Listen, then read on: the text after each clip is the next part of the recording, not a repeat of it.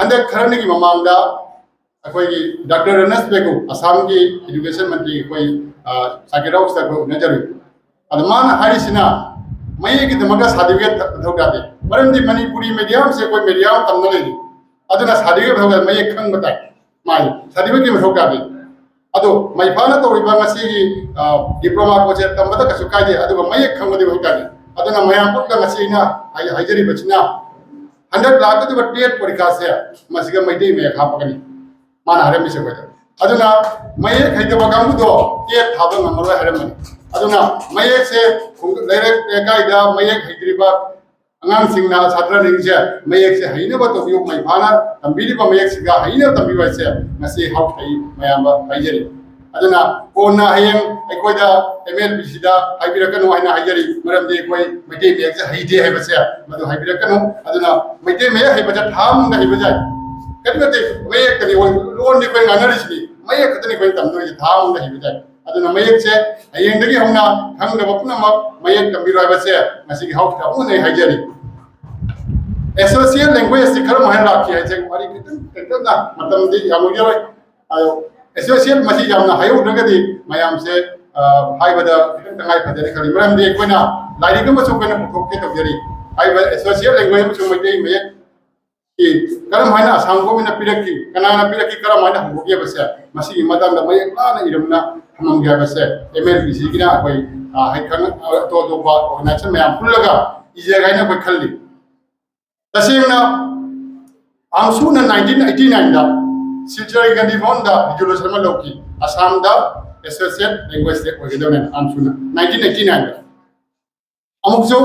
1990 दा बांग्लादेश इंटरनेशनल बांग्लादेश आने कोई 1993 दा बांग्लादेश ना असम की मतमदगी चिमी दा मेमोरेंडम मानपी बांग्लादेश मदो कोई मुदम उदा बिनो ना लुचिनी असम दा मणिपुर दगी उदा निंगोमना निंगोमबा उदा निंगोमना president अदुमाइना ngaliye matam da madu pigre adu handak se karam aina lai haibada asam gi chief minister saban sanwan nalari da APSC da maitei ron se me ka asam da official language bengali assamese bodo hariba language ahum se khang rage di APSC parikha da thaba ja roina order ma thokya mayam ingsen biram jai masi कोई जो water जब थोक ना ले रहा कनाम तो मसी water से जिंगी दे अदुगा तसिंग हाइरो गति APSC दे अप्लाई तो नंबर 300 मार्क की अदि हाई बे स्पेशल लैंग्वेज की लोन हम के 300 मार्क थाबा जायबा हापलोंग बा का बेयालो मोइदी इंग्लिश थाबा सुजा इंग्लिश ना थानी है अदना आई कोई दी असम दे बा कोई मते हैबा नतगा तो बस हागे सु हाई बे APSC जब थाबा नंबर अदुना लखीपुर कुमन की बस स्टैंड दा आई साना आई बिफम मको बिफम मदुदा अखोई आरामम नंदा एसएस मतमद जीएससी की मा चेयरमैन होय अखोई मरुप सपोन अखोई जीएससी की कन्वेनर होय हाइबा ओजा सिंह मी होय जंखै मुक्ति मी संगार ओजा सिंह महमदुगा अखोइना वारे म लौकी असम दा अखोई मी दिसिंद्रा सिग्नेचर कोमगा हाइबा असम सरकार दा कोई मेमोरेंडम पिने मी दिसिंद्रा से कोई साइन खोमदना हैला गांधी दासार कोरिंग वा पुना मक्ता कोई मेटे पांगना सु मेटे ना तावा एरिया दा साइन फॉर्मना लारी कोना चंदना कोई सबांदो सनवाल कोई मेमोरेंडम पी 1919 दा 1919 के वारी ने आई हजरी से अदुगी मतुंग दा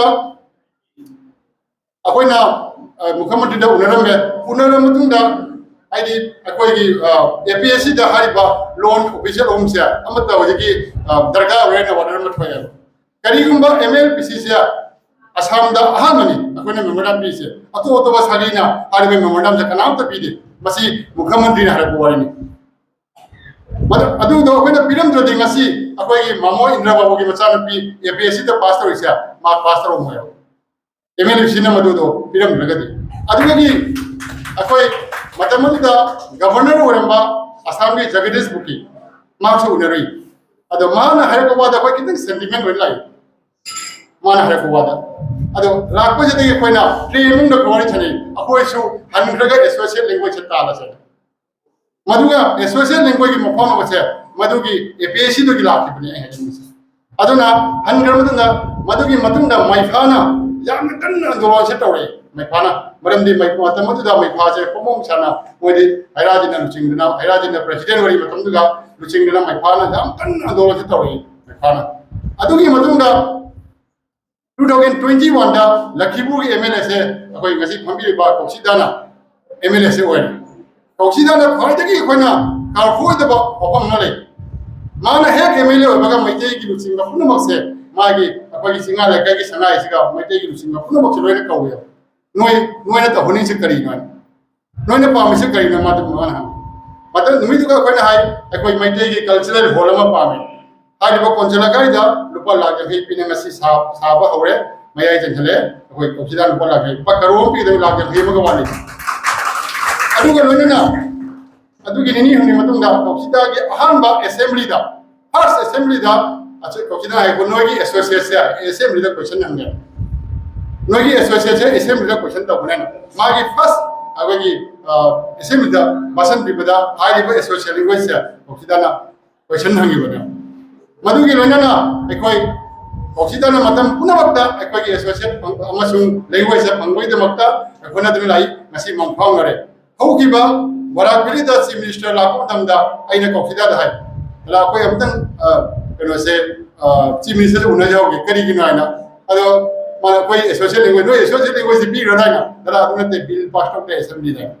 ado bill pass ko sidana